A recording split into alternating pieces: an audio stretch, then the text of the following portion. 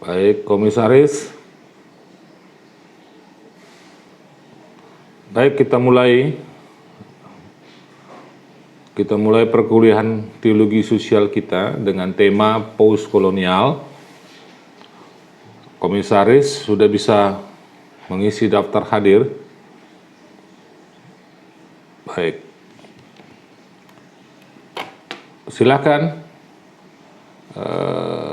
Siapa nih? Daniel Gideon John Mena untuk mempresentasikan 10 menit paper ini.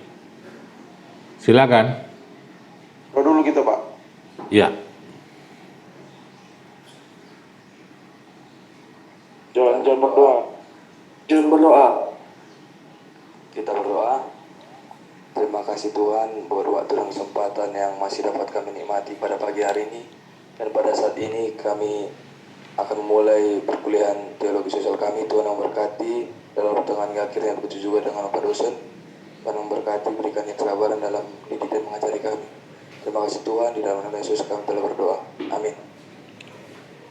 Silakan kelompok.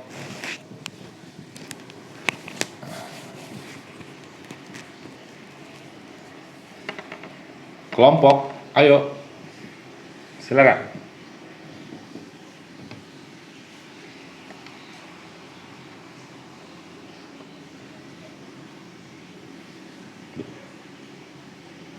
Kelompok. Ya, Pak. Silakan. Ya, Pak. Ya, selamat pagi bagi kita semua. Selamat pagi. Ya, di sini kita membahas tentang postkolonial dengan subjudul sebuah upaya teologi sosial postkolonial terhadap unsur-unsur di dalam kehidupan wanita yang bekerja dalam prostitusi di Simpang Selayang, Medan. Ya, seperti yang kita ketahui, pelacur perempuan atau WTS, yang WTS ini singkatan dari wanita tunasusila, telah disebutkan sebagai pelaku pelanggar norma seksual, penyebar penyakit, dan akibatnya menjadi objek utama pelanggar peraturan. Hanya waktu pelacur masih muda, mereka terang-terangan dipaksakan atau diperlakukan seperti budak. Mereka memunculkan simpati korban. Namun dalam dekade terakhir, persepsi tentang pelacur perempuan telah mulai berubah. Dalam latar belakang masalah ini, kami memandang bahwa adanya pemikiran-pemikiran yang seperti menjajah dari masyarakat terhadap WTS tersebut atau wanita tunasusila tersebut, Pak. Jadi dalam pengertian postkolonial, kami mengambil dari perspektif postkolonial Homi Kababa yang menyatakan bahwa peletak dasar dalam perspektif postkolonial Homi Kababa ini, peletak dasar postkolonialisme sebagai teori sosial dan sejarah adalah Edward Said, Gayatri Spivak, dan Homi Kababa. Ketiganya memiliki fokus pandangan yang berbeda. Edward Said lebih menekankan wacana penjajah, khususnya Barat menjajah Timur dengan cara pandang Barat. Gayatri Spivak lebih memfokuskan perhatiannya pada wacana kaum terjajah, terutama kaum subaltern, dan merekam suara-suara senyap kaum terjajah. Keduanya menganggap bahwa posisi antara penjajah dan terjajah adalah terpadu dan stabil, juga berbeda dan bertentangan satu sama lain. Sebaliknya, konsep-konsep Kababa menegaskan bahwa baik penjajah maupun terjajah tidak independen satu sama lain. Relasi-relasi kolonial ini distrukturkan oleh bentuk-bentuk kepercayaan yang beraneka ragam dan kontradiktif. Menurut Baba, antara penjajah dan terjajah terdapat ruang antara ruang ambang yang memungkinkan keduanya berinteraksi. Di antara keduanya terdapat ruang yang longgar untuk suatu resistensi.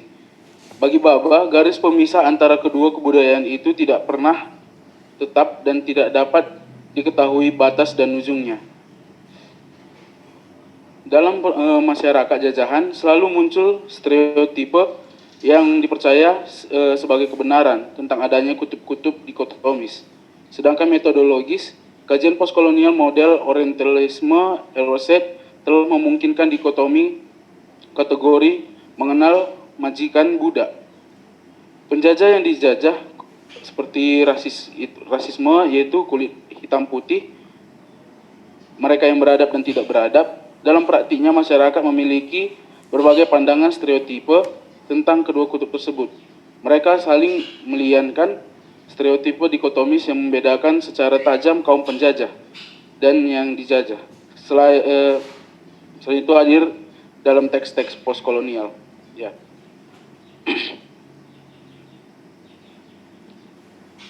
Di sini langsung saja, teologi sosial postkolonial menjadi sebuah gagasan pola pikir di tengah prostitusi. Jika berbicara masalah lokalisasi pelacuran, maka kita sebagai masyarakat Sumatera Utara, khususnya Kota Medan, pastinya akan langsung memusatkan dua perhatian kepada sebuah daerah yang tidak asing di telinga, yaitu Jalan Simpang Selayang, Medan, Kabupaten Deli Serdang, Provinsi Sumatera Utara. Sebagai sebuah lokasi pelacuran, Simpang Selayang mempunyai tempat penginapan. Setiap malam banyak wanita-wanita berdiri di pinggir jalan yang siap untuk ditawar dan menawar kepada pelanggan untuk memuaskan hasrat pelanggan. RG adalah nama inisial dari seorang WTS yang mengaku dirinya adalah salah satu dari banyaknya pekerja atau pelaku prostitusi. Keadaan dan situasi yang kebanyakan menjadi alasan para wanita melakukan pekerjaan prostitusi tersebut, yaitu adalah faktor ekonomi. Faktor ekonomi adalah alasan yang menjadi dasar dan dapat dimengerti secara logika, sehingga banyaknya wanita di Simpang Selayang rela bekerja dan melakukan hal yang dipandang buruk oleh banyak masyarakat. Konsep Baba menegaskan bahwa baik penjajah maupun yang terjajah tidak independen satu sama lain. Relasi-relasi kolonial itu distrukturkan oleh bentuk-bentuk kepercayaan yang beraneka ragam dan kontradiktif. Menurut Baba, antara penjajah dan terjajah tadi kita ketahui bahwa adanya ruang antara dan ruang ambang yang memungkinkan keduanya berinteraksi. Di antara keduanya terdapat ruang yang longgar untuk suatu resistensi. Baba memberikan pengertian dalam konsep postkolonialisme harus dapat mengerti dan dimengerti oleh setiap kalangan dan menghilangkan rasa jajahan terhadap kehidupan sosial. Pekerja seks secara umum dipandang sangat buruk di tengah masyarakat dan agama, namun jika ditanya, mereka juga tidak ingin melakukan hal tersebut bila tidak secara terpaksa. Namun untuk pertahanan hidup, mereka melakukannya. Sehingga konsep Baba dan dalam postkolonialisme memberikan kesadaran terhadap masyarakat untuk tidak terlalu menghakimi pelaku seks dalam prostitusi, karena mereka memiliki alasan untuk melakukannya. Ya, kajian teologis dilanjutkan oleh Saudara Mena.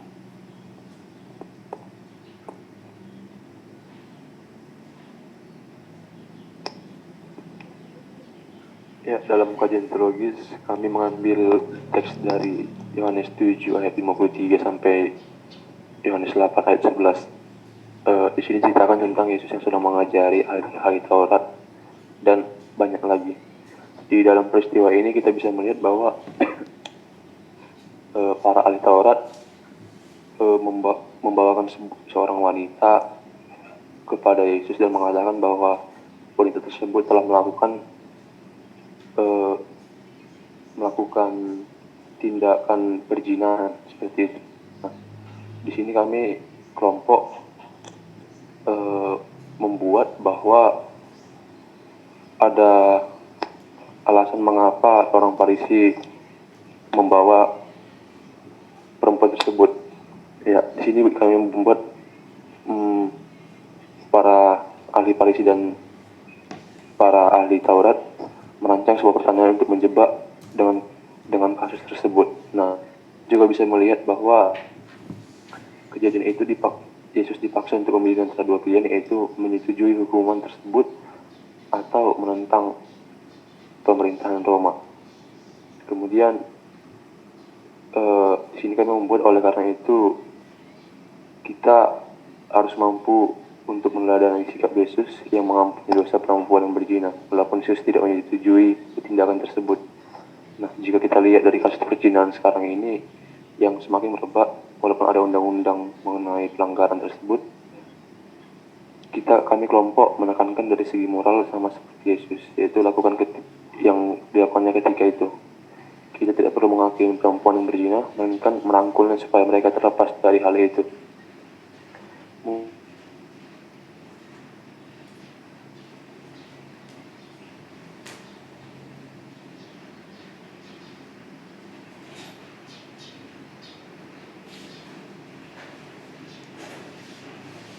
Kelompok?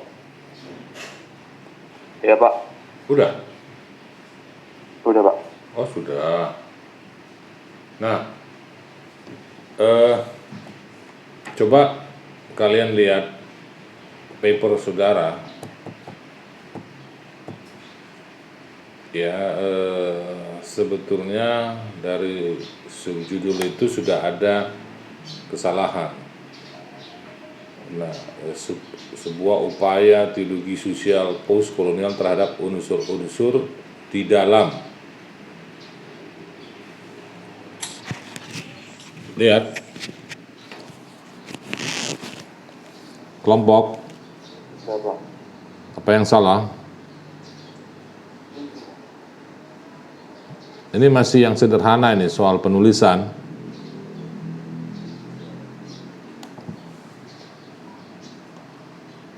Kelompok. Apa yang salah? Ya. Lalu, kenapa kata pelacur huruf besar ya? P-nya. Ya. Jadi ada banyak kesalahan nih. Kemudian di dalam latar belakang masalah, coba kelompok di baris ketiga, siapa itu kelompoknya ini lagi?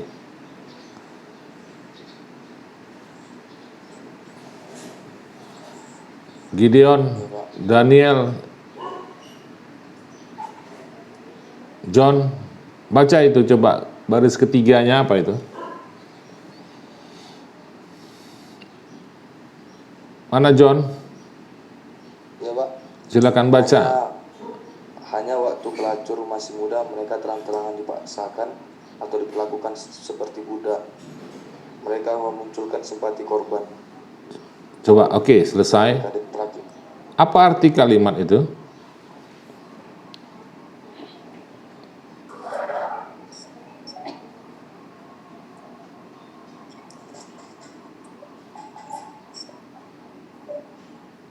Apa artinya?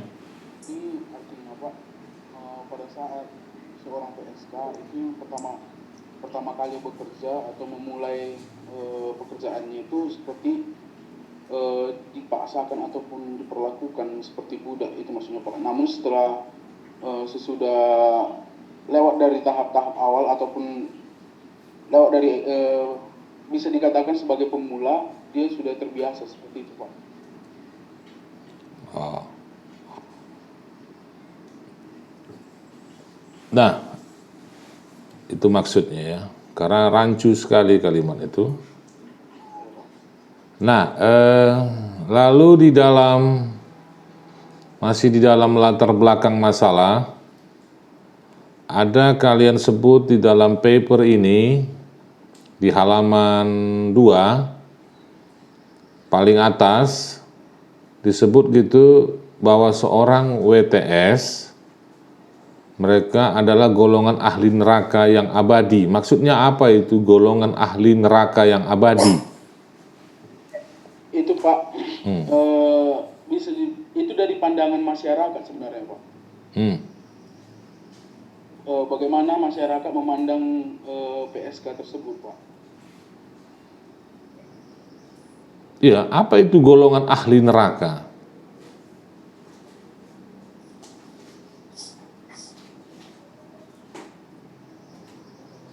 Ya Pak.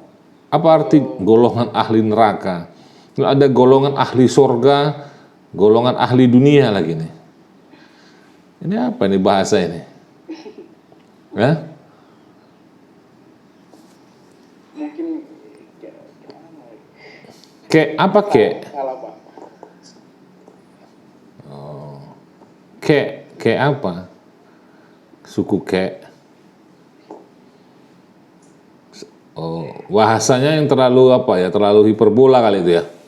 Iya Pak. Iya. Golongan ahli neraka. Nah, lalu lihat dalam rumusan masalah itu ada 3 yang kalian coba munculkan ya. Dilihat. Iya Pak. Nah, sebetulnya PSK itu yang umum ya, yang lazim.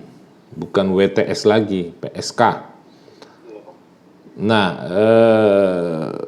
ada pertanyaan yang sebetulnya luput dari perhatian kalian, yaitu mengapa PSK itu menjadi bahan ejekan masyarakat, mengapa mereka termarginalkan, gitu ya. Iya Pak. Itu belum ada. Harusnya itu kan menjadi pertanyaan yang akan kalian gali dalam percakapan dengan responden kalian. Mengapa mereka menjadi bahan ejekan masyarakat seperti yang kalian sudah sebut di dalam awal paper? Tidak ada ya, kalian sebutkan ya di dalam pertanyaan itu ya. Dalam rumusan masalah nggak ada Pak. Iya.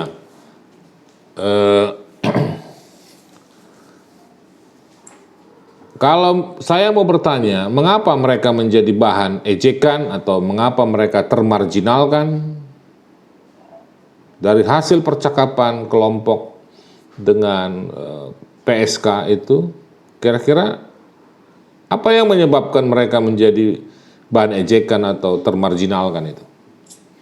Iya Pak.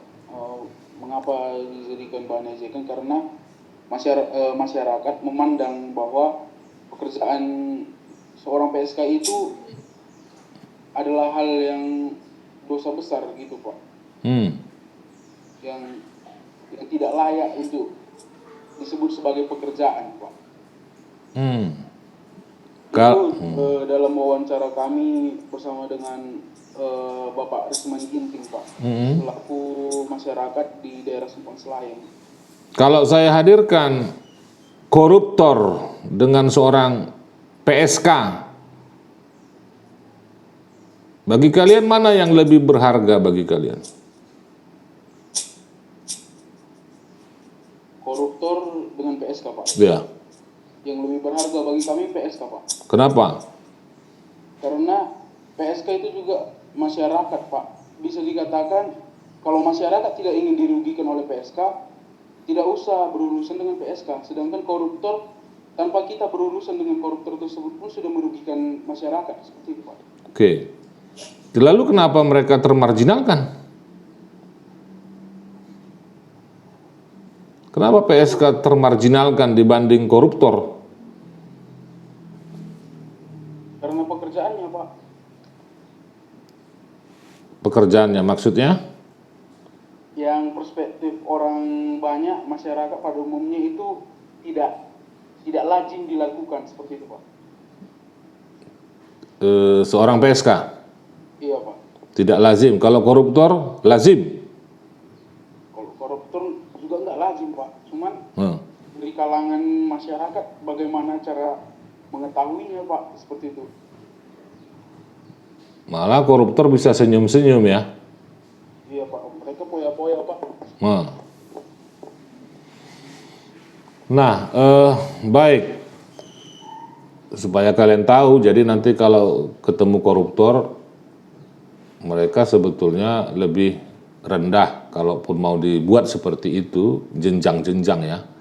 Jadi kenapa seorang PSK yang sebetulnya di dalam paper ini ada banyak latar belakang mengapa mereka menggeluti pekerjaan sebagai seorang PSK, walaupun tentu kita bukan mengatakan mari kita semua menjadi PSK ya.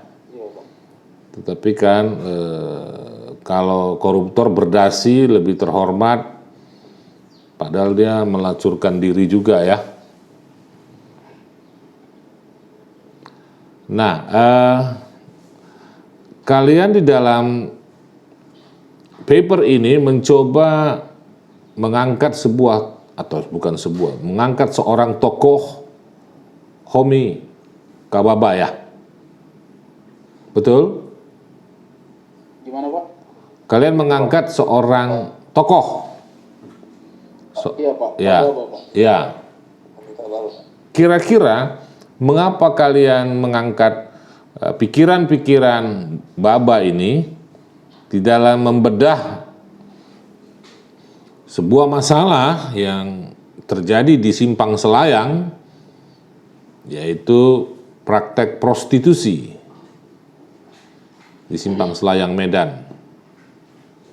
Coba berikan alasannya. Iya Pak. Kenapa kami mengangkat Homika Baba? Karena saya lihat bahwa adanya pemikiran yang netral dari Homika Baba, Pak. Seperti rasional, secara rasional, harus berpikir secara rasional.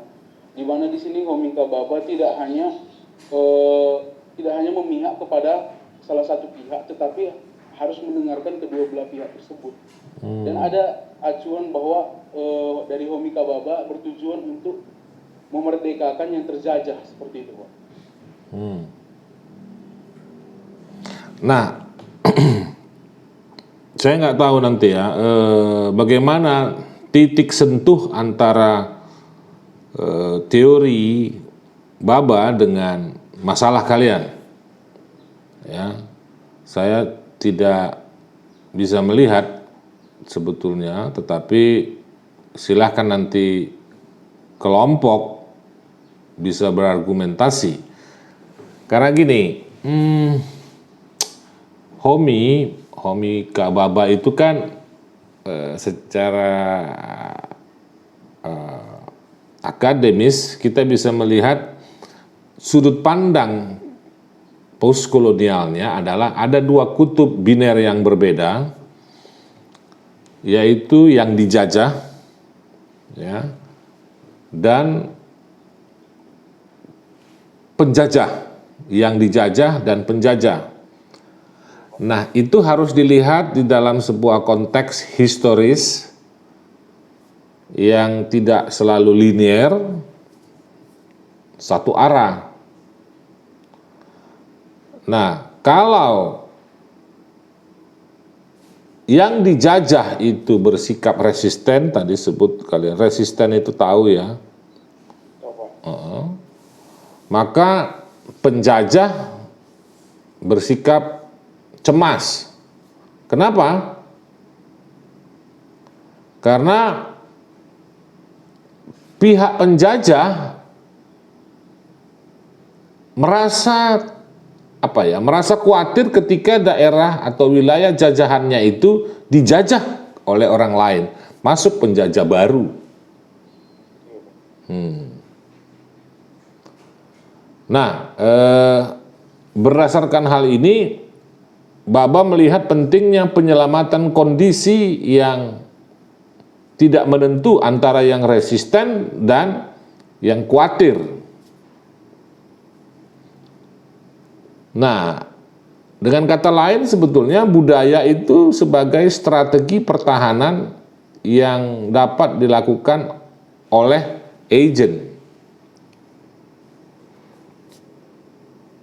Nah, misalnya pihak penjajah itu dapat menggunakan budaya lokal, sedangkan pihak yang dijajah itu dapat menggunakan budaya penjajah dalam rangka mengatasi rasa cemas dan resistensi pada diri mereka.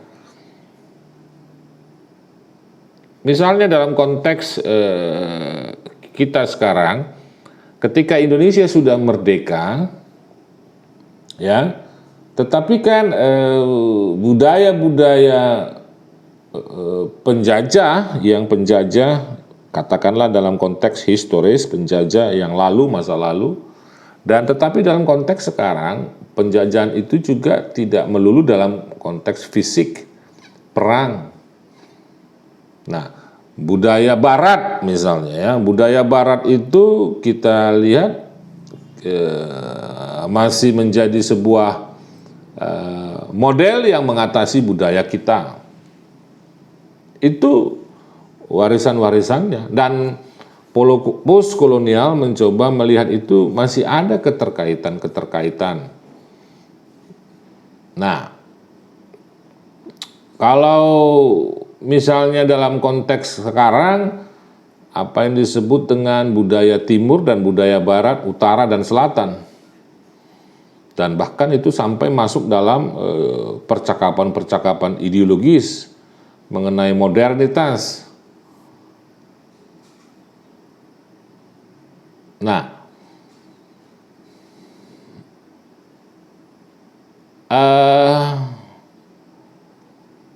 dalam konteks paper ini kan, apakah kalian bisa menganggap bahwa prostitusi ini juga adalah warisan kolonial? Coba dari apa yang saya coba sampaikan tadi, di mana titik sentuhnya? Silakan kelompok. Ya Pak, kalau dari titik sentuh yang penjajah takut kalau mereka akan terjajah oleh penjajah barunya Pak.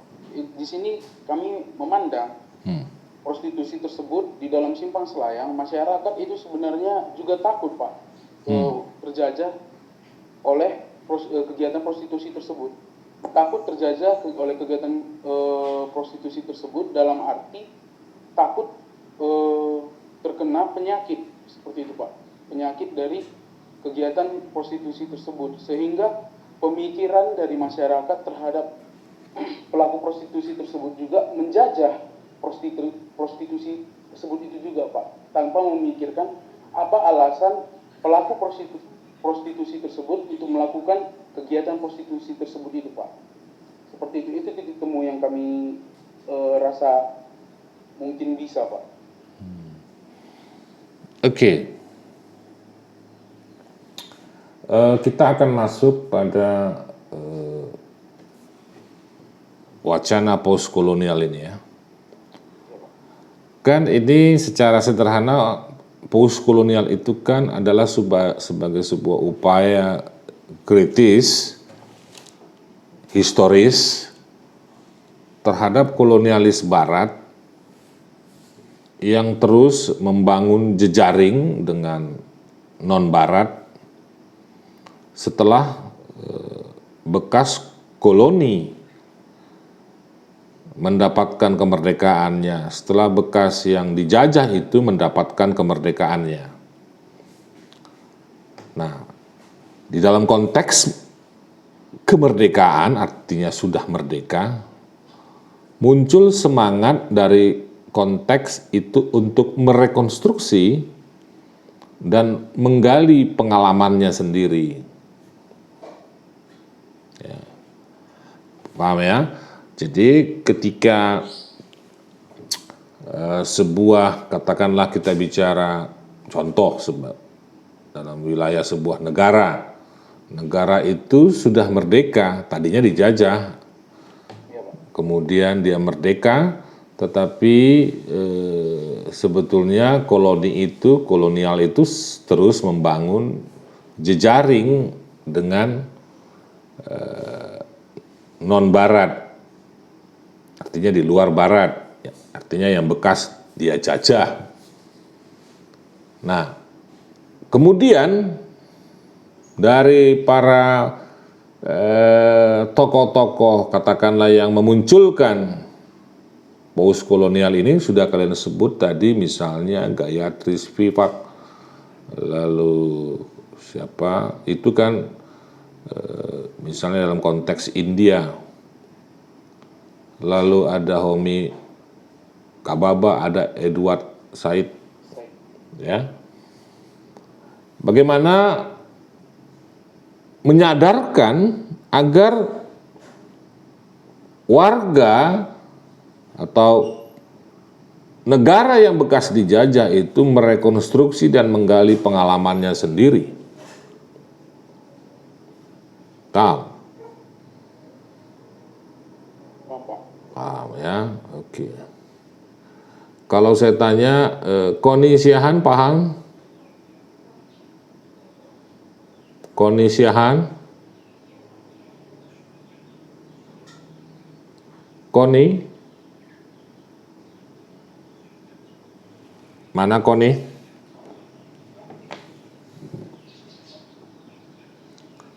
Komisaris? Komisar, mana Koni itu? Kurang tahu, Pak. Ya coba, nggak boleh kamu kurang tahu, harus tahu, kamu kan komisaris. Aprindo? Aprindo? Aprindo? Rita? Aprindo? Paham? Paham? Ngerti? Joshua? Joshua? Ya, Pak. Paham? Apa? Oke. Jangan sampai kalian tidak paham ya. Nah, lalu wacana postkolonial itu memberikan peluang bagi penafsir untuk melakukan expose terhadap realitas kolonial dan memberikan memfokuskan pandangan kita melihat praktek-praktek imperialis di dalam menciptakan sebuah koloni. Jadi wacana postkolonial itu tadi saya sebutkan itu memberikan peluang bagi penafsir untuk melakukan expose. Jadi kita membuka, memunculkan realitas kolonial itu. Misalnya dalam konteks kekinian. Nah, Gayatri Spivak dalam bukunya The Post-Colonial Critique menentang sebuah pengelompokan kelas dalam masyarakat Asia Selatan atau India dan kelas akademik Barat. Ya, Spivak menyebut istilah sudah disebutkan oleh kelompok tadi, istilah subaltern yang sebetulnya sudah dimunculkan oleh Antonio Gramsci, yang berarti subaltern itu adalah seseorang yang berpangkat rendah, kelas bawahan, atau kelompok subordinasi, atau subjek yang tertindas dan kelas inferior. Nah, Spivak itu mencoba melakukan sebuah studi kajian sistematik terhadap tema-tema itu. Ya, kalau misalnya tadi sengaja saya di awal mengatakan bagaimana sih posisi seorang koruptor dengan seorang PSK?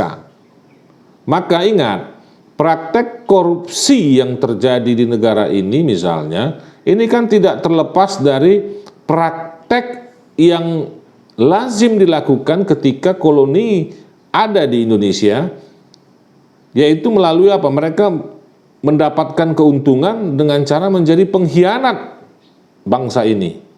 Sehingga dia mendapatkan untung ketika dia menjadi mata-mata untuk memberitahukan di mana posisi pejuang itu, menjadi pengkhianat bagi penjajah. Sehingga dia dapat upeti. Begitu juga upeti tahu ya, mendapat keuntungan dari si penjajah. Nah, itu bagaimana itu diekspos bahwa praktek itu sebetulnya pada era kolonialis sudah ada, dan itu dianggap sebagai sebuah keahlian, gitu, sebagai sebuah kebanggaan karena dekat dengan yang katakanlah Barat, kan begitu, dekat dengan orang yang lebih kuat. Nah, itu diekspos loh. Kalau artinya diekspos, bagaimana itu dikaji secara sistematik. Nah, dulu prostitusi, para wanita-wanita Indonesia itu dieksploitasi secara seksual memang. Ya, dianggap dia sebagai pemuas nafsu saja, habis itu dibuang. Sehingga dia dianggap sebagai budak seks. Ya. Nah, kalau misalnya kalian masuk dalam subaltern, mungkin mereka juga masuk dari kelompok ini. Kelompok subaltern itu ya.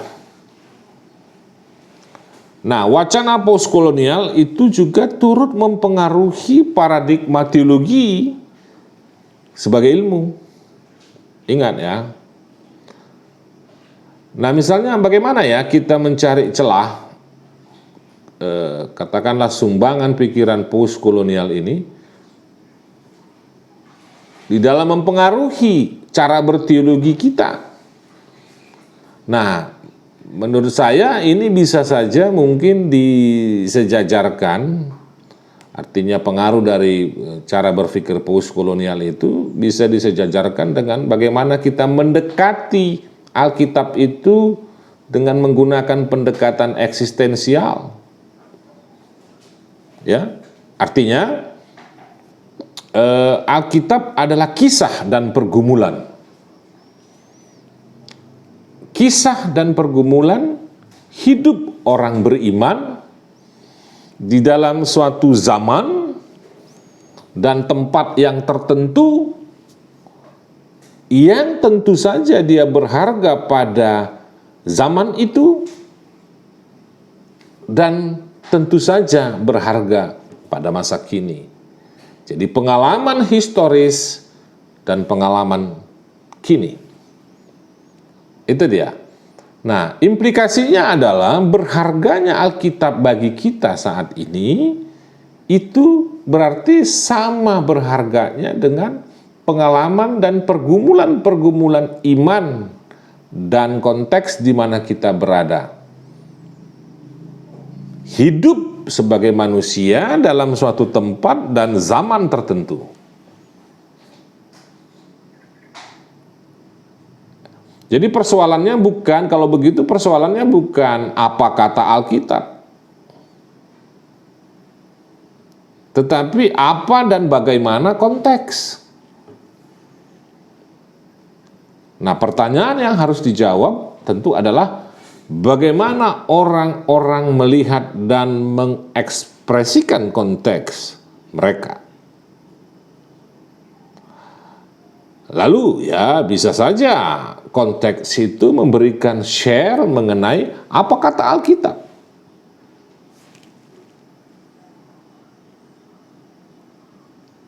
Paham Eka? Tarigan?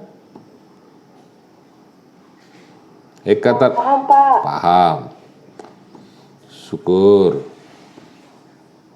Daniel, Siahan, paham? Bisa mengerti? Paham. Sondang, Siregar.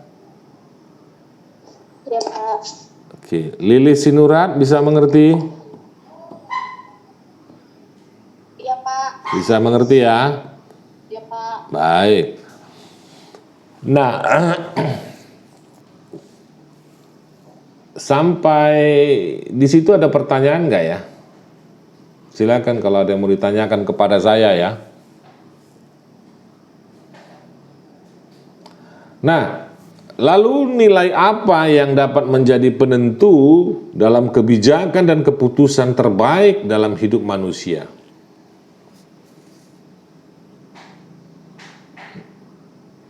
Menurut saya nilai yang terbaik dan terpenting adalah sesuatu yang dapat saya ambil dari pergumulan saya dalam waktu dan tempat tertentu juga. Nah, hal itu bisa saja diinspirasikan oleh Alkitab, tetapi juga hal itu bisa diinspirasikan oleh budaya dan tradisi yang telah membentuk hidup saya. Paham ya? Artinya tidak ada yang baik, yang universal, tidak ada yang benar secara universal.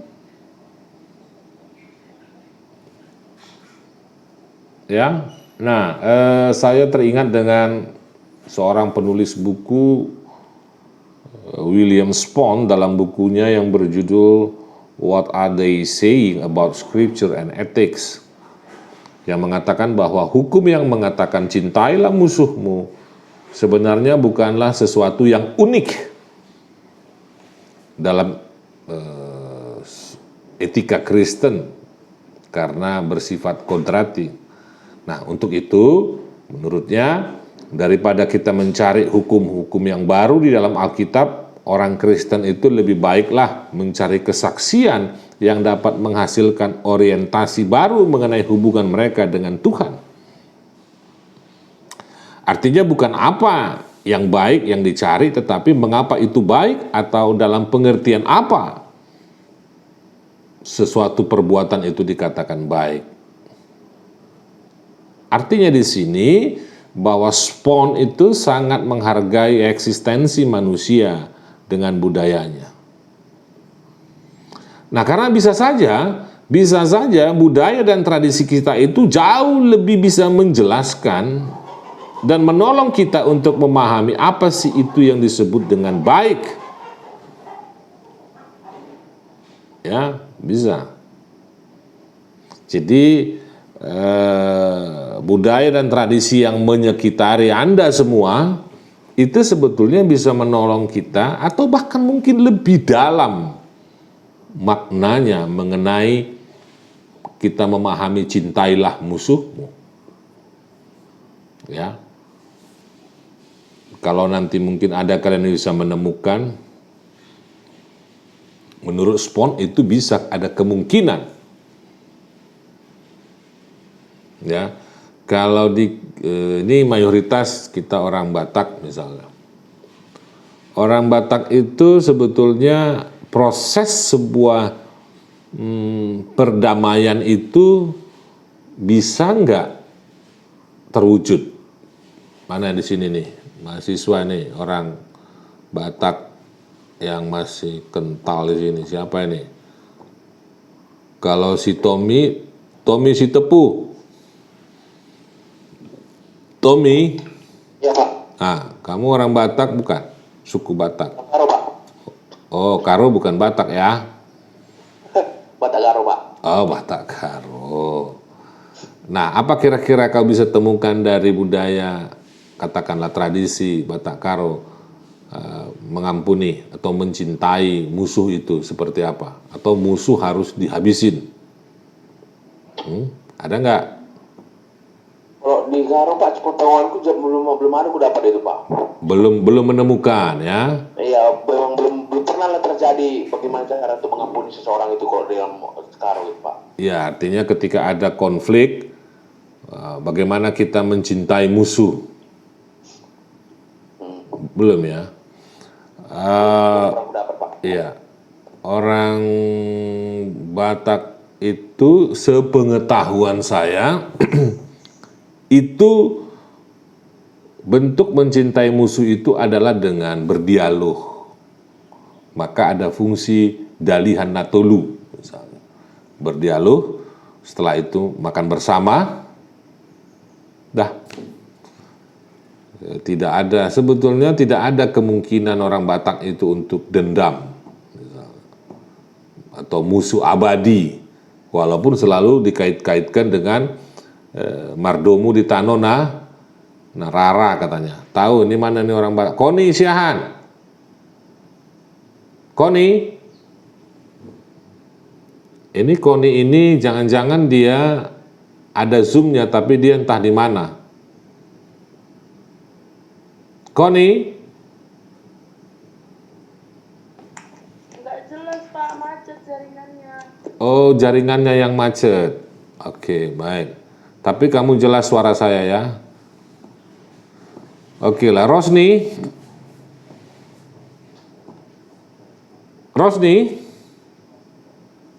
Aduh. Ya Pak. Kamu sambil ngapain?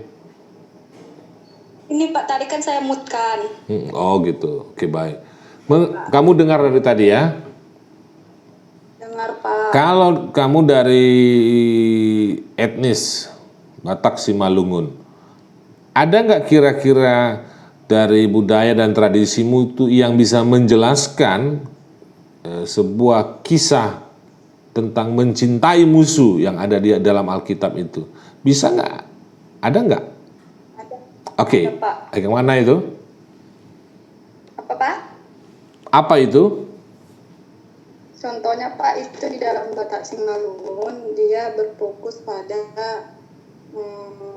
di dalam ada dia satu pepatah di Simalungun, kalaupun menurut di daerah itu khususnya kan Pak, karena masih ada istilahnya ketika dalam melakukan pesta seperti itu kan Pak, Ya. ada sistemnya saling membantu gitu Pak. Jadi istilahnya kalaupun misalnya berantakan gitu ya selalu ada sebagai juru pendamai gitu. Oke. Jadi Nah, ibaratkan tetap masih istilahnya masih menjalankan kasih persaudaraan itu meskipun masih banyak perselisihan gitu Pak. oke.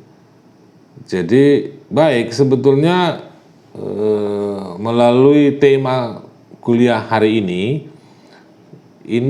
mendorong kita untuk menggali sebanyak mungkin potensi sumber daya dari budaya dan tradisi kita.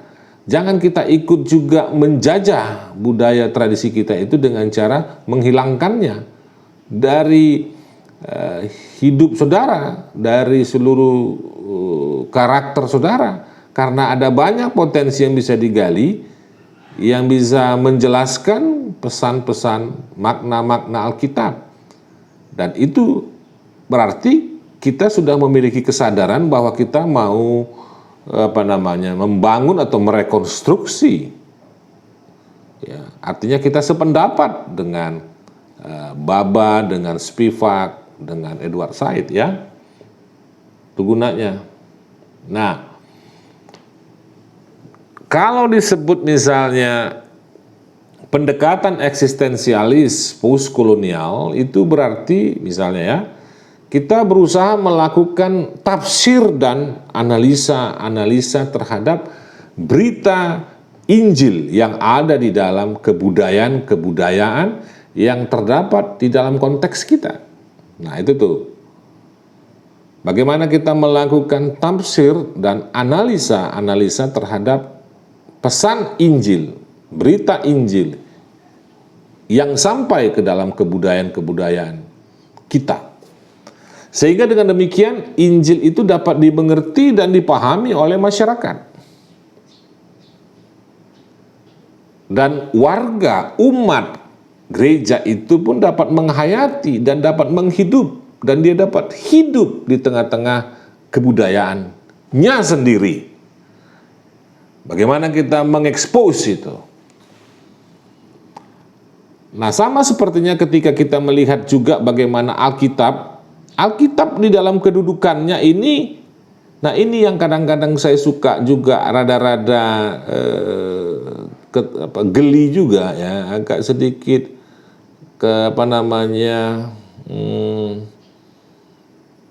gimana ya, saya bilang pesimis. Sebetulnya kita ini adalah antek-antek kolonialis. Ketika Alkitab itu menjadi superioritas terhadap kebudayaan kita. Ya. Saya kalau sudah ada orang berpikir kata Alkitab ini maka sudah, yang lain tidak ada. Menurut saya dia adalah antek. Dia adalah kaki tangan dari kolonial, ya.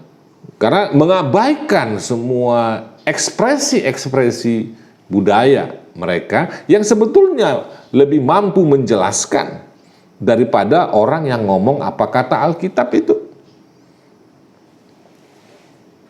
Nah, Alkitab itu dalam kedudukannya sebagai pembanding akan dapat mempertegas nilai budaya yang kita dapatkan melalui tafsir-tafsir kebudayaan kita. Alkitab dapat mentransformasi. Namun di sisi lain juga, nilai-nilai Alkitab dapat juga ditransformasi dan diberi makna maupun orientasi baru oleh nilai-nilai kebudayaan kita. Ya. Nah, ketika tadi misalnya kelompok mengangkat sebuah kisah seorang PSK. Bayangkan itu seorang koruptor dihormati di gereja, seorang PSK tidak dihormati di gereja. PSK menyerahkan tubuhnya. Oke lah, kita sepakat. Ya, itu bukan sebuah pekerjaan yang tepat gitu ya. Oke, tetapi kelompok tadi mencoba menghadirkan informasi itu ada unsur-unsur penyebab-penyebab mengapa dia harus terjebak di dalam pekerjaan itu. Bisa kalian bayangkan seorang koruptor tidak kerja tapi mendapatkan keuntungan dan dihormati. Dia bilang lagi, orang lagi hebat, dia curi uang nggak ketahuan. Coba Anda bisa bayangkan itu, bagaimana terhormatnya seorang koruptor dibanding seorang PSK. Tadi saya katakan, ketika kolonialis menguasai wilayah kita ini, memang seorang koruptor itu dekat dengan penguasa dan dia mendapatkan untung, menceritakan di mana posisi pejuang-pejuang kita sehingga penjajah bebas membunuh mereka. Itu dia, ya. Nah, jadi kalau ada orang yang mengatakan ini kata Alkitab, yang lain itu tidak ada. Ini kan menandakan bahwa seolah-olah sebelum Alkitab itu dibacanya atau dia terima, seolah-olah Allah itu tidak ada sebelum itu. Bekerja di tanah Batak, tidak ada bekerja di wilayah kita ini. Maka pendekatan tafsir eksistensialis postkolonial tadi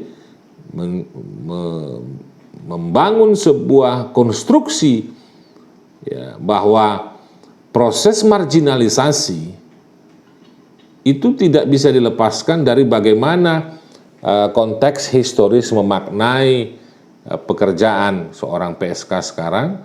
Dia diturunkan karena memang kolonialis juga meletakkan dia sebagai seorang budak nafsu dan seorang pengkhianat, koruptor, dihormati oleh penguasa karena punya kepentingan, baik kepentingan ekonomi maupun kepentingan pertahanan mereka sebagai penjajah. Baik, itu saya coba yang hadirkan. Nah, kelompok, saya mau kembali.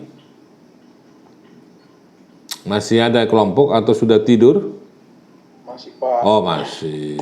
Masih Pak. Masih ya. Lumayan tadi ya, kalian bisa mendengar, masih bisa kesibukan lain. Baik. Ya, di halaman 4 kelompok di data saya ini ada sebuah paragraf, misalnya judulnya begini, Perspektif Postkolonial Homi K. Baba. Oke? Oke, Pak. Ada. Paragraf kedua. Iya, Pak. Itu kalian kutip dari mana? Buku apa? Dari jurnal, Pak. Jurnal. Di mana? Nggak ada di situ kalian kutip dari jurnal. Apa, Pak? Catatan kaki yang nomor 9, Pak. Oh, udah salah itu kan. Bukan begitu cara meletakkannya kan. Di mana cara meletakkan footnote?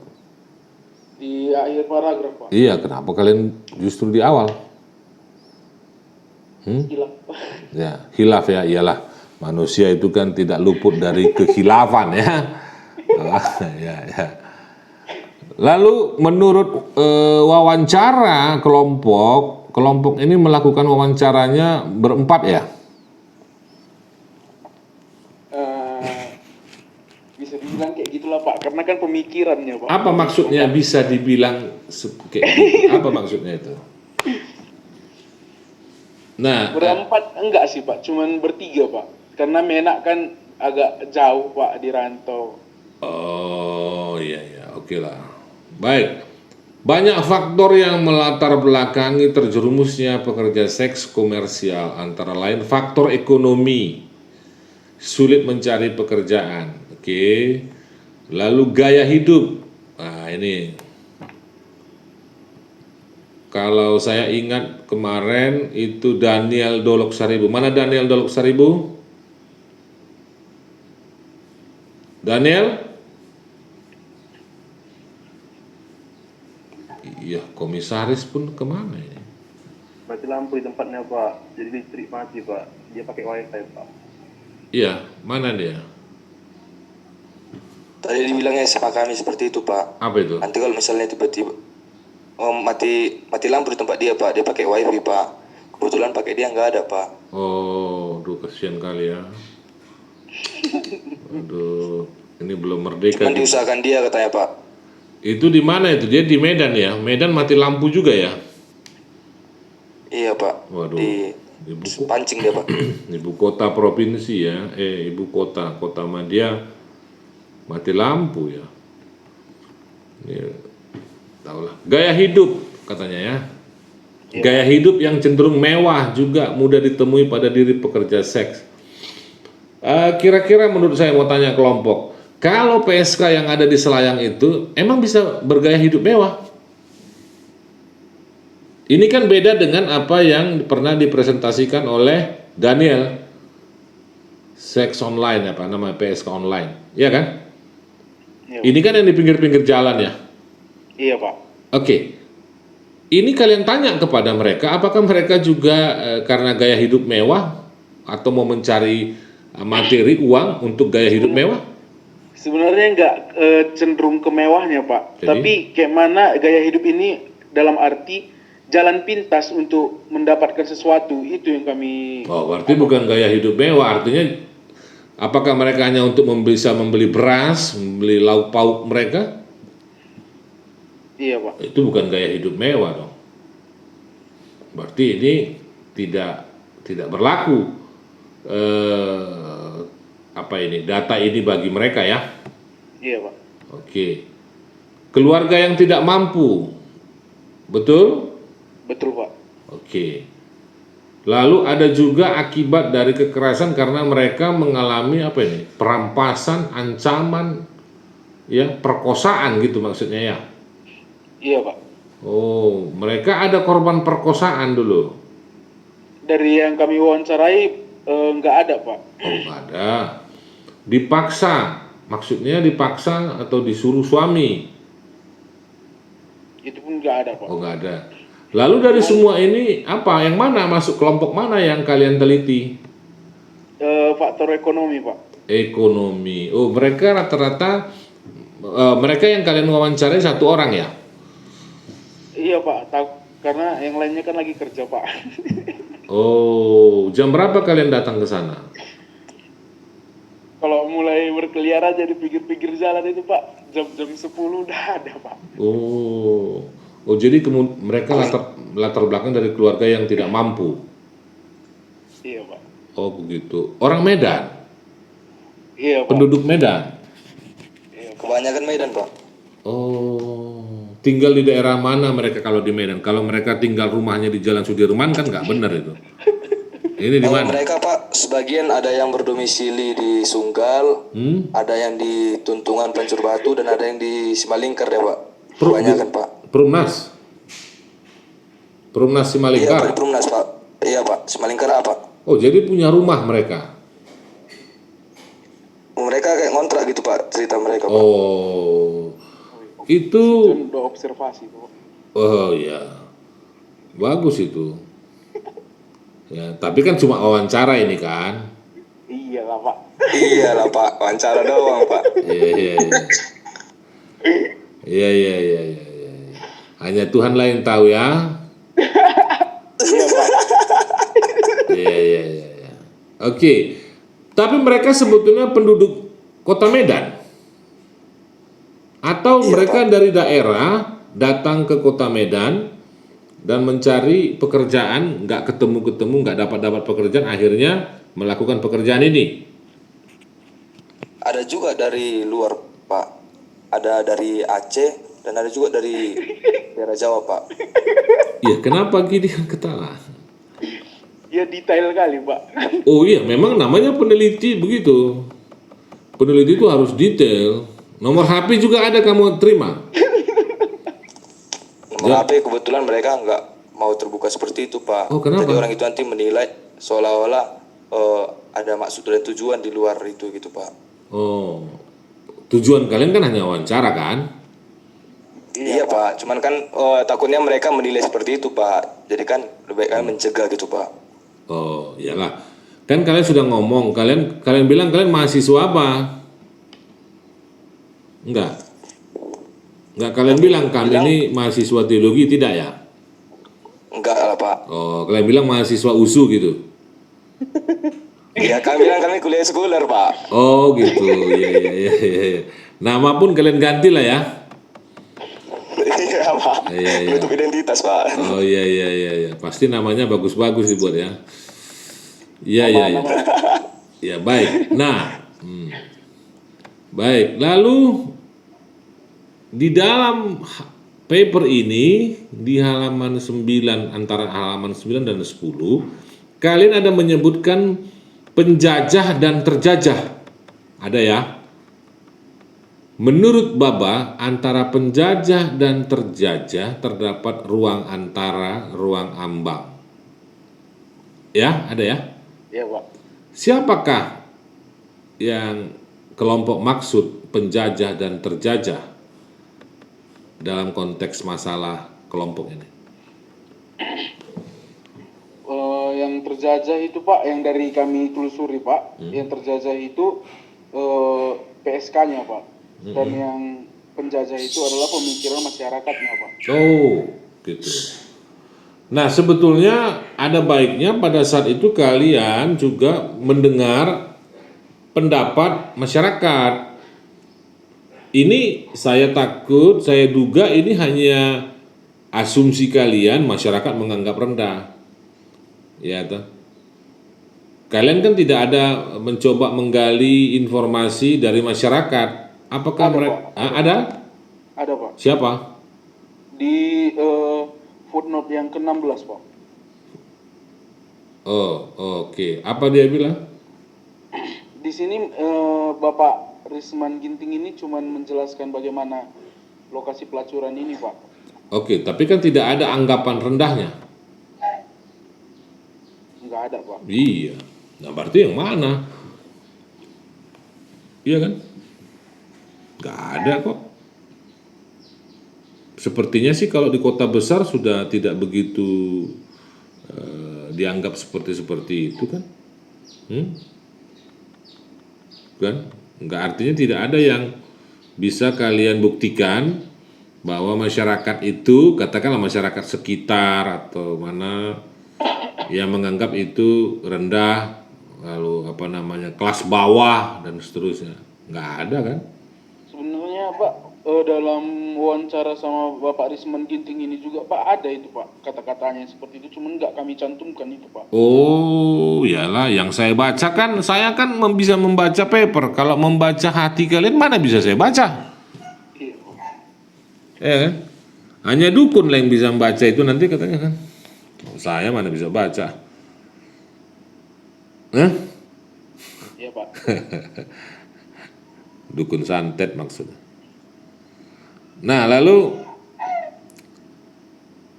harusnya sebetulnya semua informasi itu masuk di dalam paper ini, ya. Iya, Pak. Nah, lalu kajian teologi sosial ini kan ada kajian teologi sosial sebelum kajian teologi, katakanlah kajian alkitabiahnya. Tapi kajian teologi sosialnya sebetulnya kelompok tidak memanfaatkan data informasi baik dari PSK yang katakanlah alasan menjadi PSK ekonomi tadi.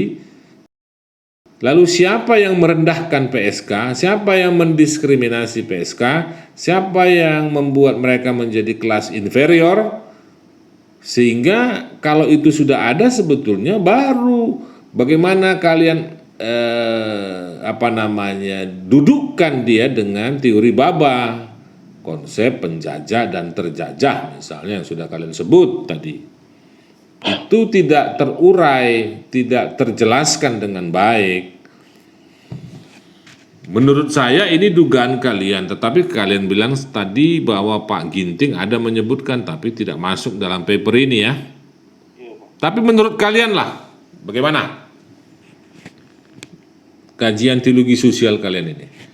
Dari data yang sudah kalian miliki melalui wawancara, lalu ada masyarakat yang merendahkan mereka.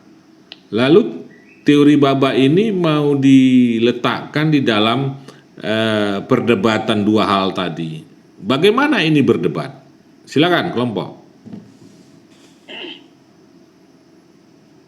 Ya Pak, seperti yang saya katakan tadi Pak, dalam arti penjajah dan terjajah Pak. Yang dalam Kababa menyatakan bahwa penjajah tersebut pun takut untuk dijajah gitu Pak. Kalau di dalam internet Pak, website ada kami dapat juga Pak, memang kami nggak cantumkan bahwa warga Simpang Selayang pun juga bahwa selain sampah dan narkoba, warga Simpang Selayang keluhkan keberadaan PSK sepanjang jalan Pak. Ya. Ini ada linknya Pak dari Sinar Indonesia. Mungkin dari situ saja pun saya berpikirnya Pak bahwa warga Simpang Selayang ini juga takut dijajah dengan banyak hal tentang keberadaan PSK ini Pak. Yang pertama penyakit. Yang kedua, pandangan orang yang di luar dari masyarakat Simpang Selayang berpandangan buruk terhadap kawasan Simpang Selayang tersebut karena keberadaan PSK tersebut Pak. Itu yang ditakutkan oleh masyarakat Simpang Selayang sehingga mereka ditakutkan untuk dijajah oleh pemikiran-pemikiran tersebut dan penyakit tersebut. Dan yang kedua, karena ketakutan dari masyarakat Simpang Selayang, barulah muncul pemikiran dari masyarakat Simpang Selayang terhadap PSK tersebut. Dan itu dapat dikatakan menjajah PSK tersebut Pak, yang menyatakan bahwa mereka itu tidak layak ataupun mereka itu bisa dikatakan sama halnya seperti sampah, narkoba, dan lain-lainnya Pak, seperti itu Pak. Sehingga PSK tersebut juga merasa terjajah oleh pemikiran dari masyarakat tersebut Pak. Sedangkan yang dikatakan oleh Kababa tadi bahwa dari penjajah dan yang terjajah memiliki resistensi, dalam arti memiliki hak untuk menyatakan apa yang dirasakan oleh satu pihak dan apa yang dirasakan oleh satu pihaknya lagi Pak, seperti itu. Terima kasih Pak. Oke, kalau katakanlah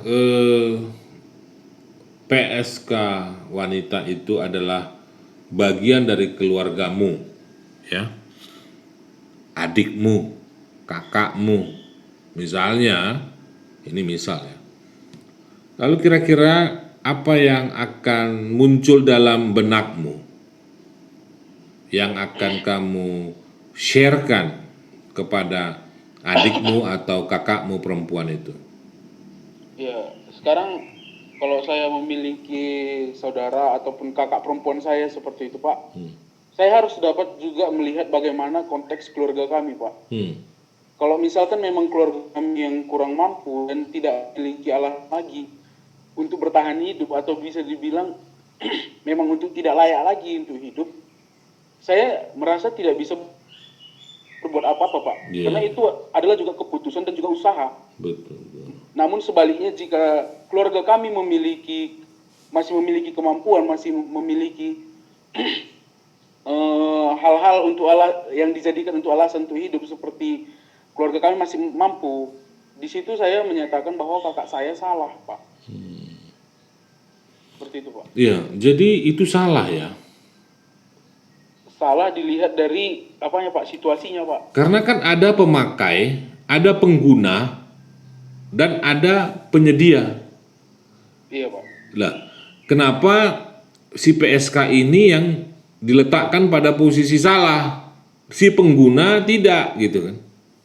Ini kan tidak bisa kita lihat sebuah cara berpikir yang objektif. Pengguna dari PSK nggak salah, tetapi penyedia salah. Ya kan, sama seperti kita orang jualan makanan atau di pasar, kan tidak harus kita beli dagangannya misalnya, ya kan? Iya Pak. Ya. Jadi kalau antara pengguna dari PSK itu tidak pernah disorotin, tidak pernah dianggap salah, maka PSK juga akan pada posisi inferior, salah terus, posisi lemah terus. Iya, Pak. Ya. Jadi Kebetulan Pak di kawasan Simpang Selayang ini PSK-nya bisa dikatakan seperti mandiri, Pak. oh Tidak maksudnya ada apa ya, Pak. Hanya PSK dan penyedianya, Pak. Seperti penginapan-penginapan yang di situ, sedangkan mucikarinya tidak ada seperti yang Bapak katakan tadi, penyedia. penyedia itu maksud saya adalah PSK itu sendiri, dia kan menyediakan tubuhnya kan, Iya, Pak. itu maksud saya. Oh, saya kira tadi mucikari, Pak. Oh bukan. Jadi kan begitu. Harusnya kalau misalnya masyarakat kan masih berpikiran PSK-nya yang salah. Iya, Pak. Tidak melihat pemakai dari jasa yang diberikan oleh PSK ini itu tidak dianggap sebagai sebuah kesalahan. Itu dikatakan, ingat konteks historisnya. Mereka itu disebut budak pada era kolonialis, budak seks. Banyak itu kalau kalian lewat film, ya kan? Diambil anaknya, diambil ibunya, ya kan? Iya, Pak. Ya itu. Habis dia si perempuan itu melayani si laki-laki, itu dibunuh bisa, dibuang bisa. Itu tidak manusia. Jadi dia bukan diletakkan sebagai manusia yang sederajat.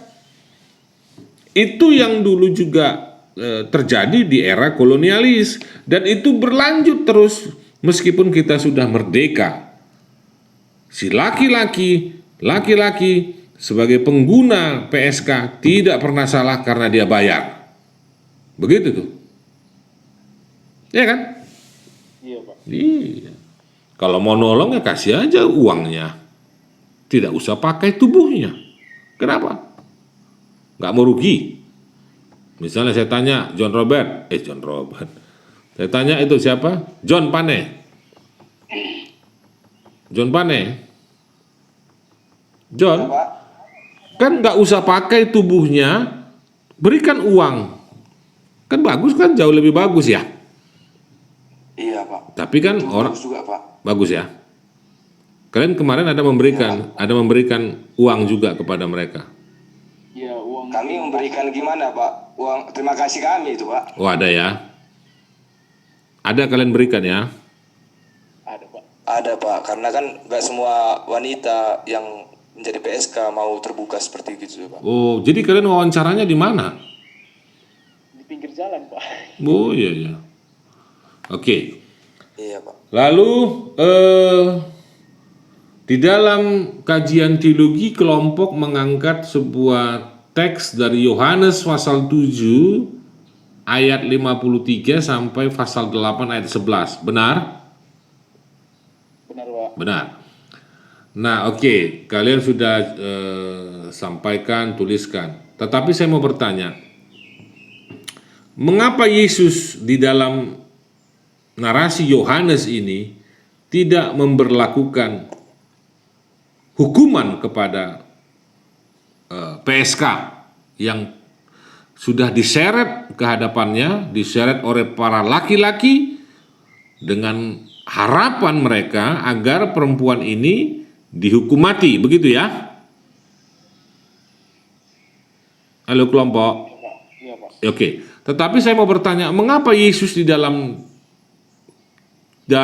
cerita itu tidak menghukum dia mati dan tidak memberlakukan hukum Taurat itu?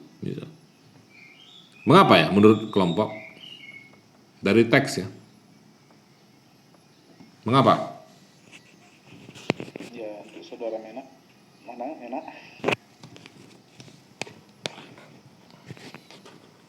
Nah, Mena?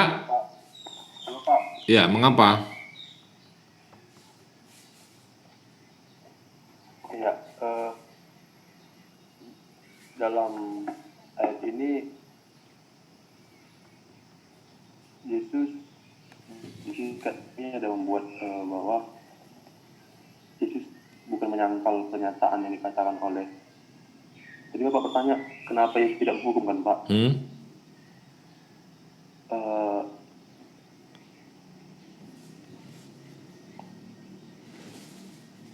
di sini kami kelompok membuat ada Yesus menolak untuk memberikan hukuman kepada perempuan itu. Tapi di dalam apa yang dikatakan oleh ahli Farisi mengatakan bahwa Yesus kalau tidak menghukum mereka, Yesus akan menentang hukum yang diberikan oleh Musa. Nah, tetapi kenyataannya Yesus tidak memilih kedua pilihan yang diberikan oleh Taurat. Di sini kami melihat Pak bahwa karena Yesus tahu bahwa di dalam ada dugaan Pak dalam teks ini Pak yang kami baca dari sumber-sumber beberapa Pak yang saya baca bahwasanya perempuan tersebut itu merupakan ada yang mengatakan bahwa itu hanya sebuah karangan dari para ahli Taurat dan dari ahli Farisi. Jadi Yesus ingin mengetahui bagaimana tindakan ahli Taurat dan ahli Farisi dengan mengatakan bahwa jika kalian tidak bisa, lemparlah batu kepada wanita ini. Tetapi justru seluruh anggota orang-orang Farisi dan ahli Taurat tidak mau melemparnya dan pergi. Nah, berarti dalam hal ini kita bisa melihat bahwa Yesus tahu bahwa para ahli Taurat dan orang Farisi ini seperti mengada-ngada seperti itu, Pak. Bukan. Kan Yesus tidak, dalam kisah ini disampaikan Yesus tidak melakukan apa yang ditawarkan, yaitu bahwa ini perempuan ini harus dihukum mati sesuai dengan hukum yang berlaku, kan begitu. Tetapi Yesus tidak menjalankan hukum yang berlaku itu yang menurut tadi kelompok sebut menurut ahli-ahli Taurat. Mengapa Yesus tidak melakukan itu? Itu loh pertanyaannya. Mengapa? Bukan soal mengada-ada lah dulu misalnya. Mengapa dia nggak mau melakukan itu?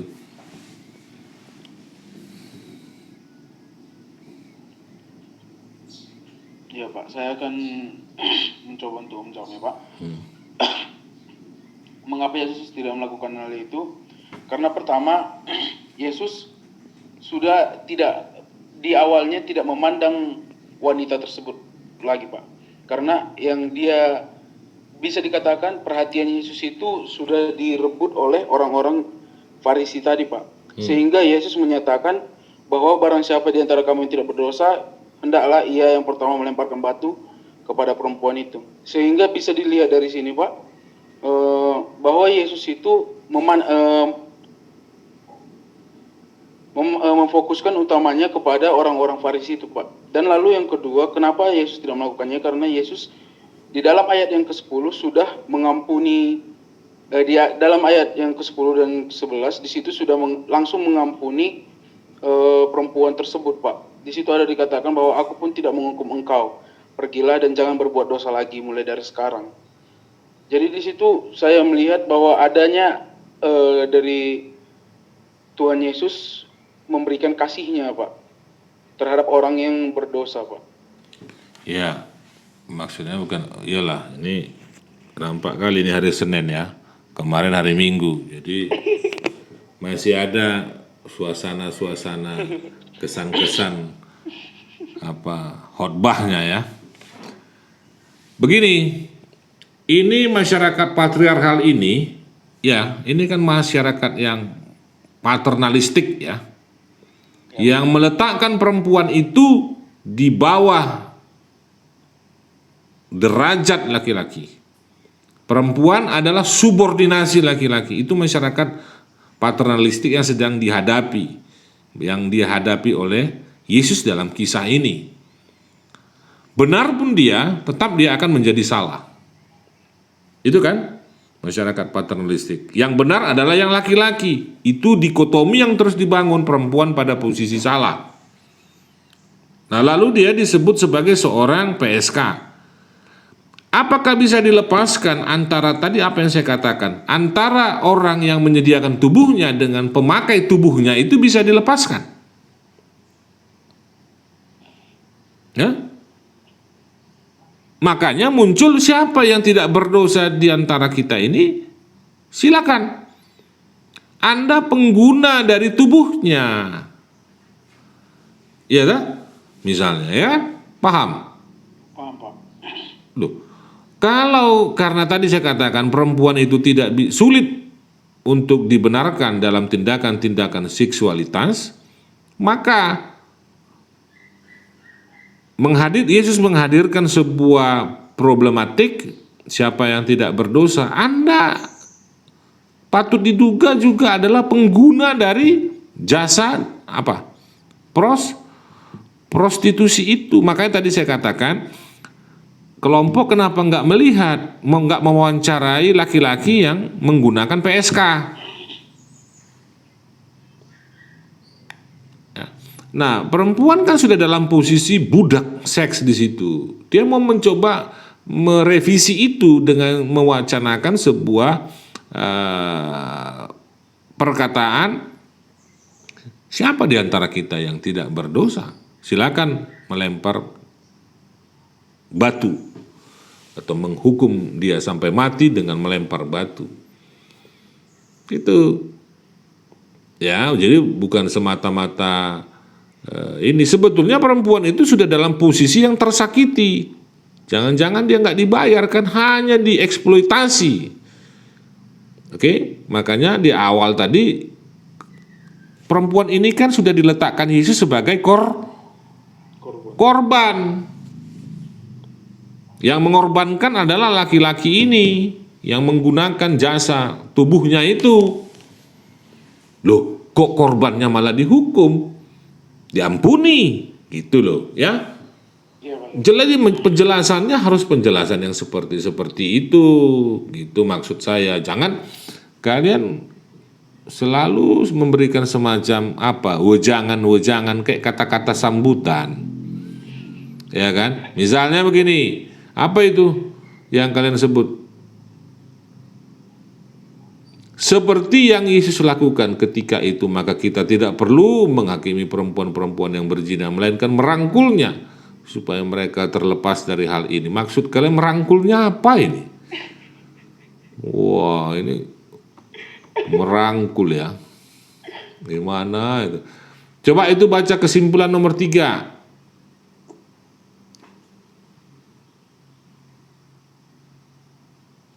Coba, apa itu?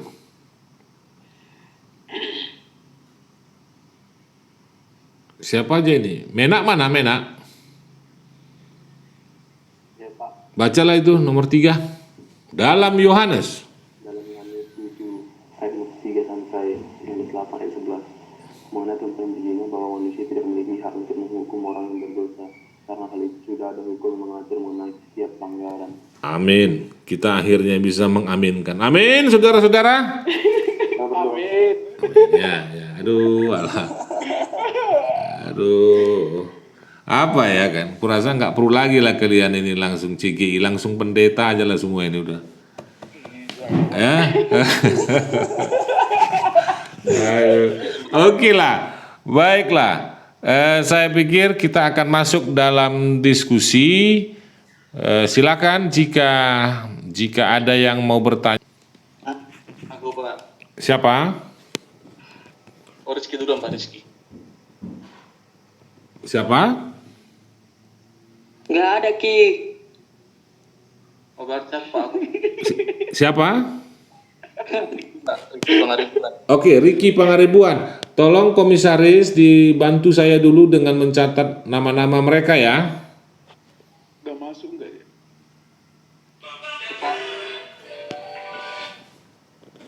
Jadi gini Pak, tadi melengkapi dikit ya Pak tentang mengampuni itu Pak. Dalam budaya Batak itu, saya pernah mendengar ini salah satunya dalam budaya Batak Toba itu, si boru puas, si boru bakar, merodong puas, saya suadama, artinya berterus terang lebih baik daripada menyimpan dendam. Yang kedua, dalam budaya Batak juga ada dikatakan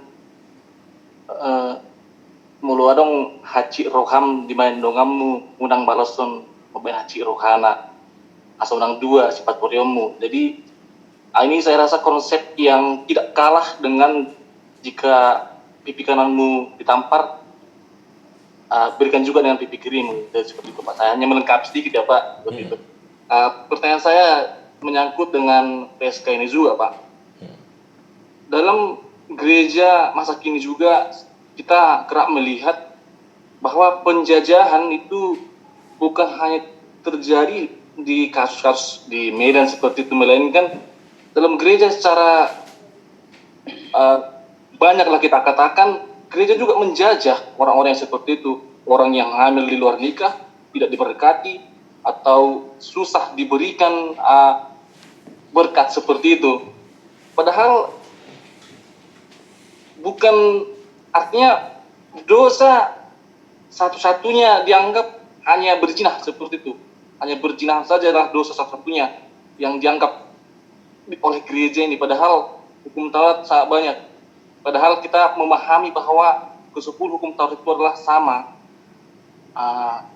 besar, kecil kualitasnya seperti itu. Jadi pertanyaan saya Pak, bagaimana saran Bapak kepada gereja masa kini untuk kami juga seperti itu Pak, menanggapi hal seperti itu? Ya Pak. Baik, terima kasih. Jadi saya senang karena kalian sudah mulai katakanlah melihat bahwa kebiasaan-kebiasaan itu mesti selalu direvisi ya. Ya memang betul, selalu ada anekdot yang mengatakan bahwa gereja itu sibuk mengurusin soal tali air terus. Dan seolah-olah itu menjadi masalah yang besar sekali. Ya, seolah-olah mau mengabaikan ada masalah yang lebih besar kok itu tidak dibicarakan, ya. Apakah inilah masalah yang sangat fatal sehingga masalah yang besar itu tertutupi? Bagi saya masalah besar adalah korupsi. Bagi saya masalah besar adalah narkoba. Bagi saya masalah besar adalah terorisme, dan itu dalam hukum positif itu sudah ditetapkan oleh negara ini, bangsa ini. Nah, tetapi kenapa kita masih saja hanya membicarakan itu? Bukan mengatakan itu tidak masalah, tidak menjadi sebuah kelemahan. Oke. Ya. Dan kita bukan mau mengatakan bahwa silakan hamil di luar nikah. Tidak, kita tidak menganjurkan orang untuk hamil di luar nikah. Tetapi saya mau mengatakan sering sekali itu digunakan untuk menutupi kesalahan yang lebih besar. Kesalahan lebih besar yang sering dilakukan oleh katakanlah gereja. Nah, di sini mungkin pendekatan postkolonial kita bisa digunakan untuk mendekonstruksi itu ya. Untuk merevisi itu, bahwa di era sekarang ini bukan lagi orientasinya hanya seputar tali air, ya. Korupsi itu menjadi persoalan besar, ya, itu artinya memperkosa banyak orang sebetulnya, mengorbankan banyak orang. Bukan berarti kita mau toleran terhadap praktek-praktek prostitusi misalnya, atau bukan kita mau toleran terhadap praktek-praktek hamil di luar nikah atau seks bebas. Kita bukan mau toleran terhadap itu. Tetapi saya lihat itu ada desain, ada sebuah konflik by design yang diciptakan untuk agar dia bisa meraup atau merampok gereja dengan macam-macam cara itu, memanipulasi macam-macam itu. Nah, bagus.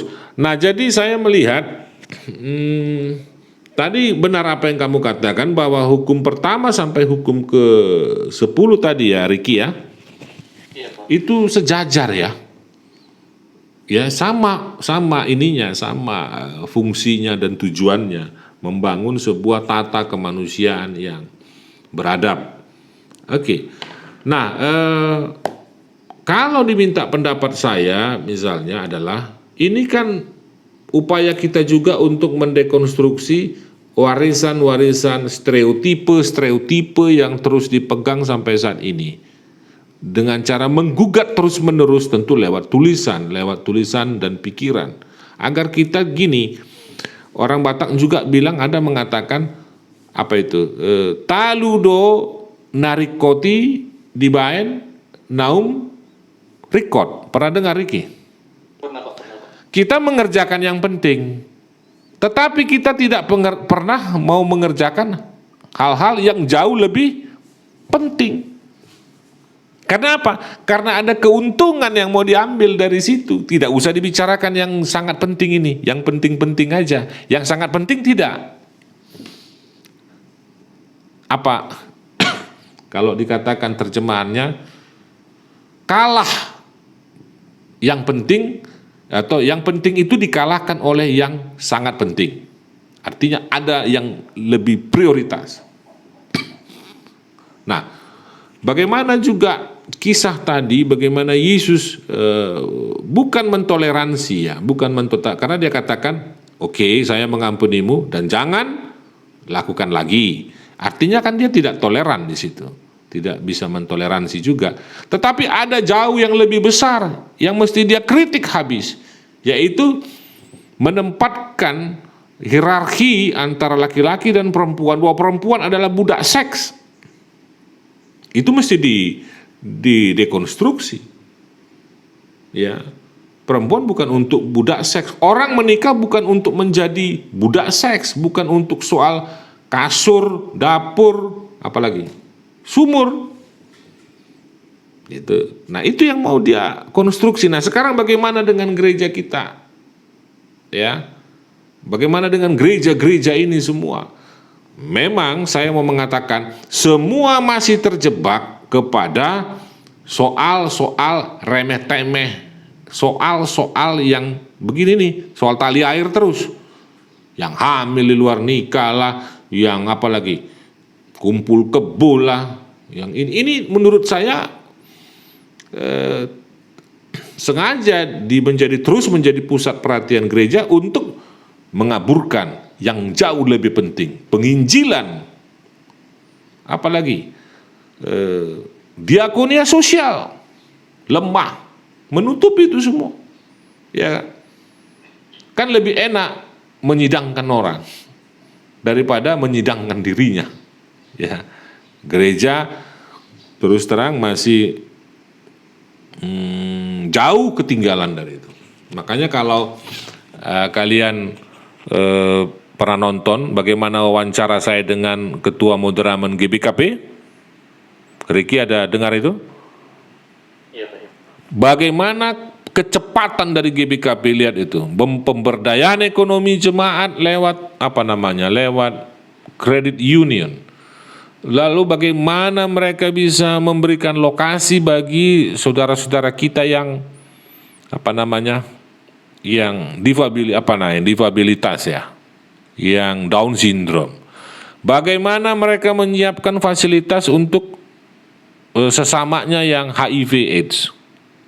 Itu saya udah lihat langsung. Nah, bagaimana gereja-gereja mencontoh ini? Gitu loh. Sekarang kita kembalilah kepada gereja kita, misalnya gerejamu. Gimana? Masih sebatas kebaktian minggu, partangyangan, apalagi bangun gereja, apalagi itu terus.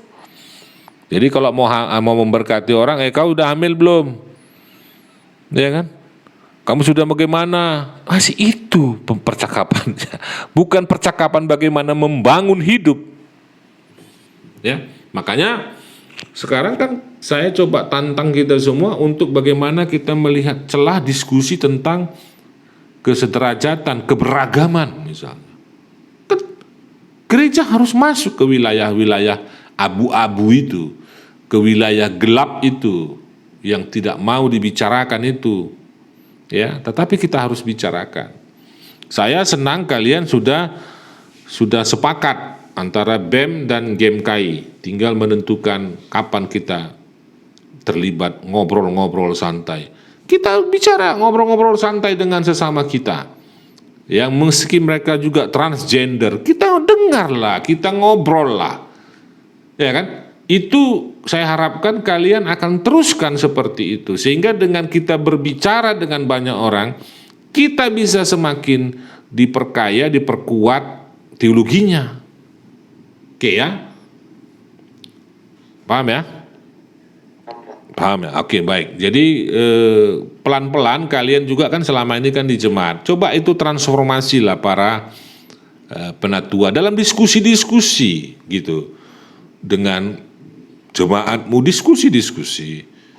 Ya, coba berikan saja lubang kecil saja. Lubang kecil udah bagus itu, karena dengan adanya lubang kecil maka cahaya akan masuk ke tempat yang gelap itu.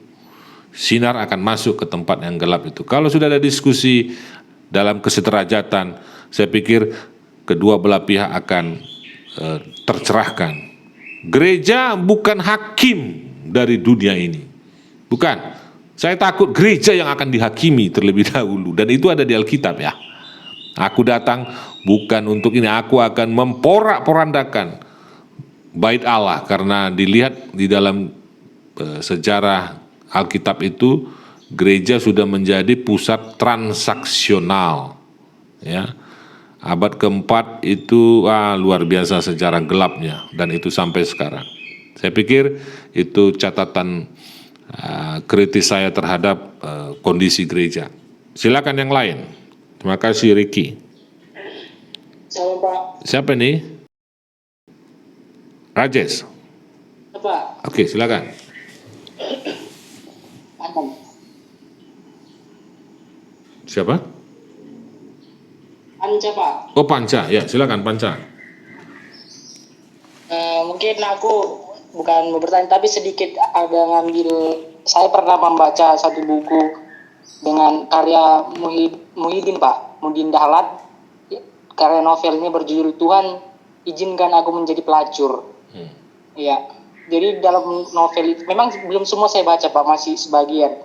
Dalam novel ini bagaimana seorang perempuan bernama Kiran yang kecewa atas ormas-ormas Islam lah yang radikal. Itulah gambarannya. Tapi di sini dia berbicara tentang seks Pak isinya. Saya sedikit memandangin dari sudut feminis. Dia mengatakan seperti ini isi dalam buku tersebut. Lelaki, kalian begitu kelihatan tegar ketika masih berpakaian. Tapi ketika pakaian kalian lepas, terkuak juga kelemahannya, ketololannya. Ya, dia mengatakan bahwa bagi dia, cinta adalah abstraksi dari rasa ketertarikan, keterkaguman, keterpesonaan, sekaligus penasaran yang menuntut untuk dituntaskan. Penuntasan rasa ini akan dapat dilakukan melalui seks sampai penyatuan yang paling sempurna. Dan bagi dia, seks adalah titik orgasme yang tertinggi antara dua manusia.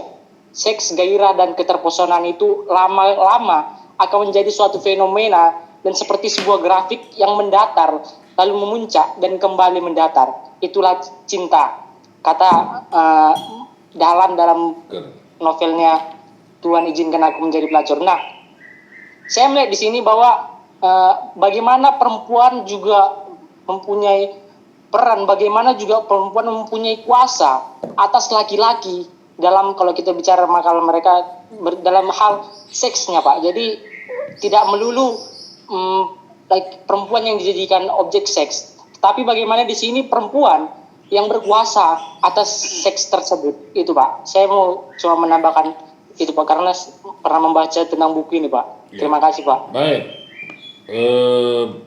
Baik Panca, jadi memang kita pun harus mencoba membongkar cara berpikir kolonialis kita juga, ya, menelanjanginya artinya mengekspusnya bahwa ada sejumlah kebodohan yang ada di dalam alam pikiran masyarakat juga, ya. Saya justru dengan mendengar, saya belum membaca novel itu, tapi dari cerita itu bisa saya tangkap bahwa dia ingin juga mengatakan anggapan tentang perempuan itu sebagai yang lemah itu tidak bisa dibenarkan lagi, karena ketika aku mempreteli bajumu satu persatu, aku akan lihat dengan jelas kebodohan dan ketololanmu karena nafsumu dan macam-macam ya. Dia justru akan takluk di situ. Dan saya nggak tahu apakah ini tepat ketika kasus mutilasi yang terjadi di salah satu tempat di Jakarta. Bagaimana nampak sekali dalam, kita bukan mau mengatakan atau mau mensyukuri kematian itu, kita juga prihatin dari peristiwa itu ya. Kalian dengar itu? Tahu itu? Tahu ya, oke. Nah, bagaimana ranjang dijadikan sebagai media untuk menaklukkan. Hanya saja tentu tidak bisa kita toleransi pembunuhan itu tidak mungkin kita bisa toleransi dalam arti ya itulah nasibmu lah itu. Oh, itu kan tentu tidak bisa. Itu udah melampaui nalar kan, ya sampai dipotong-potong bagian tubuhnya. Tetapi kan itu bisa peristiwa itu terjadi ketika ranjang itu memainkan menjadi saksi. Nah, saya mau berhubungan dengan apa yang kamu sampaikan tadi. Perempuan ketika sudah mempreteli pakaiannya, maka akan kelihatan dengan jelas kebodohan dan ketololannya.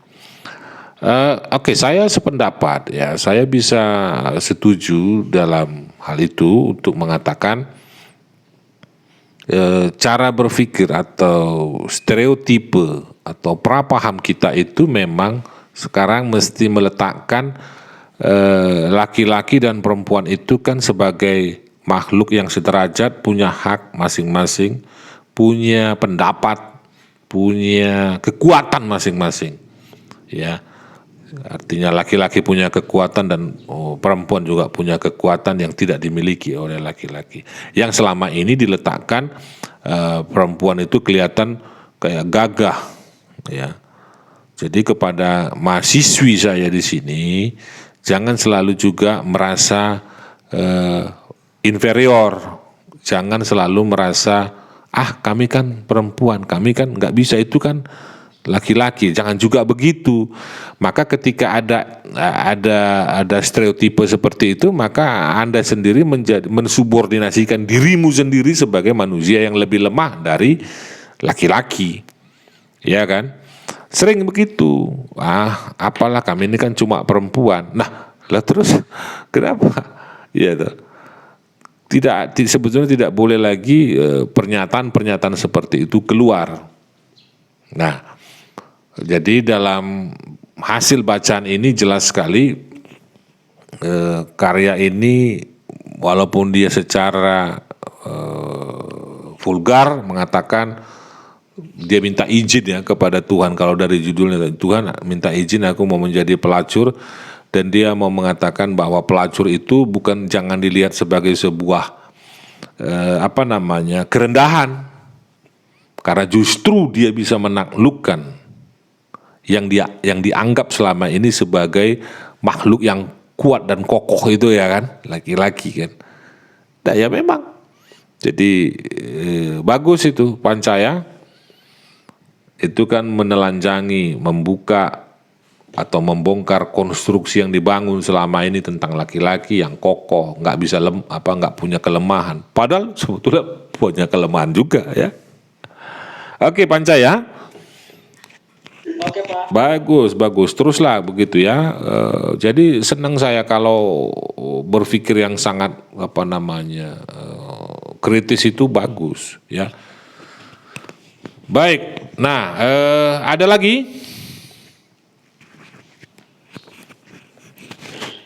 Saya harapkan diskusi kita, obrolan santai nanti dengan Bunda Mayora juga ya. Itu saya sebetulnya mau mengajak kita untuk memberikan satu lobang kecil saja dalam ruang yang gelap itu tentang subordinasi, tentang kuasa, ya, tentang privacy setiap manusia ya. Saya harapkan, saya kemarin sudah dapat kabar, sudah ada langkah maju. Tinggal nanti bagaimana nanti kalian melibatkan mahasiswa yang lain. Hanya saya minta nanti kepada BEM dan GMKI supaya teman-temanmu jangan diingatkan, jangan ada unsur-unsur pelecehan dalam ucapan dan perkataan, dan jangan jadi lelucon. Ya, tolong ya. Oke Pak.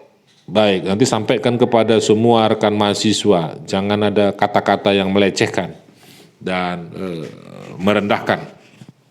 Supaya kita ngobrolnya santai, kita dengar apa hati mereka ya.